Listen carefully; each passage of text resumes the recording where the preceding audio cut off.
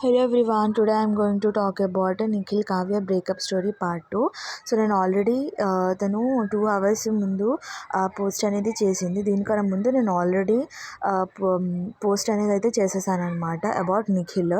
So నేను 80% చెప్పానమాట, but ఇక్కడ 100% Kavya proof చేసింది. నేను ఏ వర్డ్స్ అయితే యూస్ చేశాను నా వీడియోలో, నిఖిల్ ఎలాంటోడు అని చెప్పేసి, నిఖిల్ మంచోడు, అతను కావ్యని ఎంత ప్రేమించినట్టయితే సోనియా వెనకాల, యష్మి వెనకాల తిరిగాడు అని అయితే నేను ఏదైతే చెప్పానో మొత్తం ప్రూఫ్తో సహా సేమ్ ఎగ్జాక్ట్లీ కావ్య కూడా అదే పెట్టిందనమాట. జస్ట్ హ్యాండ్సమ్గా ఉన్నాడు, మంచిగా ఆడుతున్నాడు, అది ఇది అని చూసి వాళ్ళ ఫేస్ చూసి మోసపోయి వాళ్ళకి ఓట్స్ వేయకండి.